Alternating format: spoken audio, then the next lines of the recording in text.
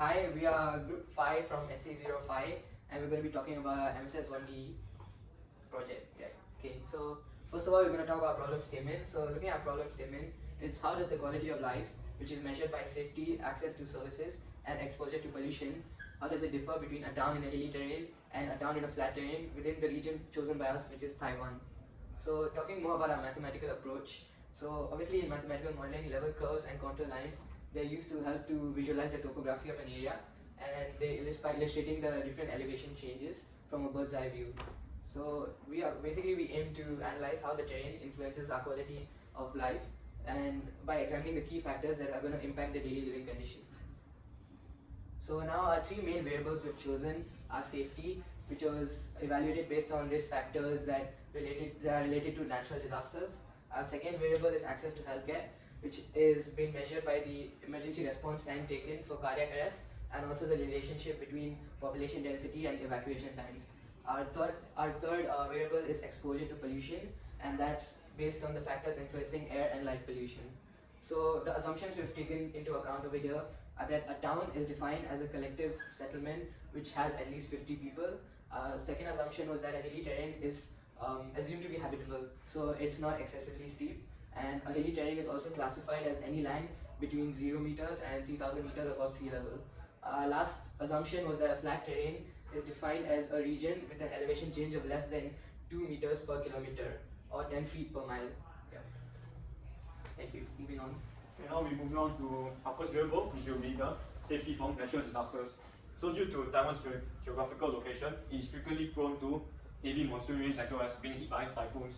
So this results in a very high occurrence of extreme rainfall-induced landslides.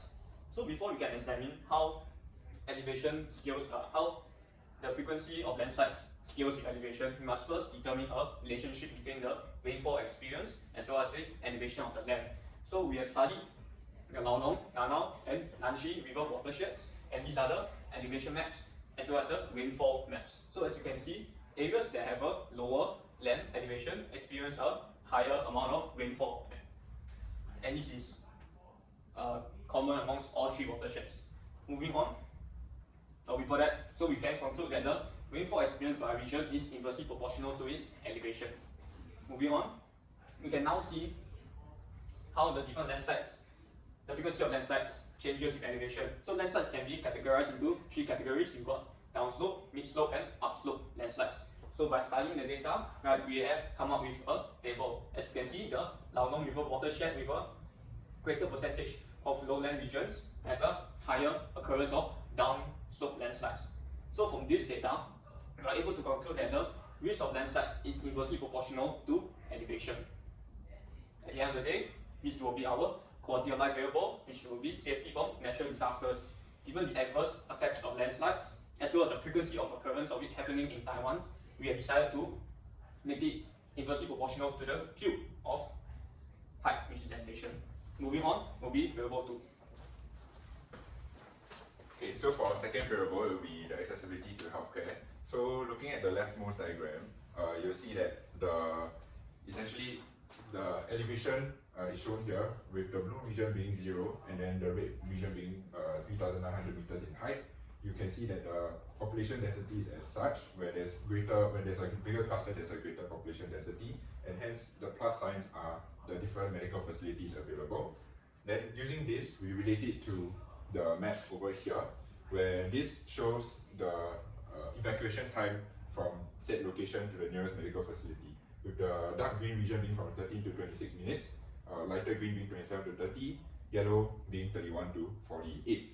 So from this, we can create a direct relationship between the time of evacuation proportional to height by taking 3,900 meters divided by the higher limit, the upper limit, 48 minutes for evacuation, which gives us T equals to H over 81.25.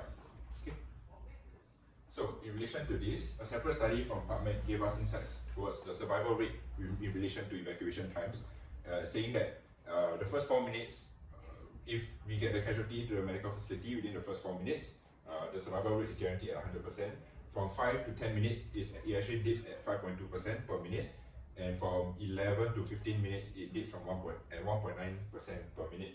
So on average, the decline will be about 3% per minute. And so this, we get a piecewise function with respect to t, and afterwards we change it, reparameterize it as with survival rate with respect to height h.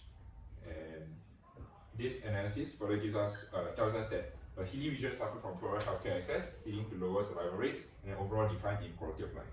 Okay, next.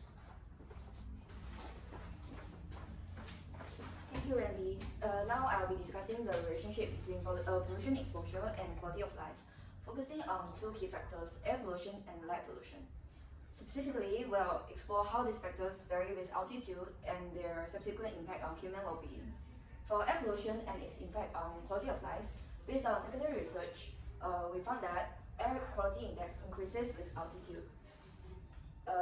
Cities located about 1.5k meters tend to record AQI value lower than 70, whereas industrial activities and high population densities in low elevation urban areas tend to significantly higher AQI levels. Mathematically, we represent the variation of AQI with height using this function. Then, this is how we correlate AQI value with quality of life factors, where 1 over K1 is a proportionality constant. Then this reinforces that elevated regions benefit from cleaner air, improving health and overall QOL. Now for the exposure to light pollution. By secondary research, we found that nighttime light intensity decreases with increasing terrain elevation, with cities about 1.5 meters recording nighttime light intensity around 0. In contrast, highly urbanized low elevation areas exhibit nighttime light intensity value of around 63, indicating significant light pollution. Light pollution has a lasting adverse effect on human health, further worsening the QOL. Mathematically, we represent the variation of nighttime light intensity with height using this function. Given its impact on sleep cycles, mental health and psychologically well-being, we correlate nighttime light intensity N with QOL factors D2. This supports the conclusion that high altitude area experience reduced light pollution, benefiting overall QOL. Okay, so moving on to our strengths and weaknesses. So our main strengths is that we have clear quantitative relationships.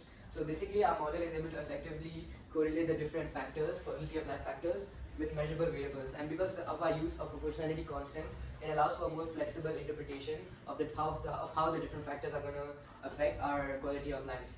And another thing is that because of the categorization of our variables and our ranking of the quality of life factors, it is able to ensure a more structured assessment for us.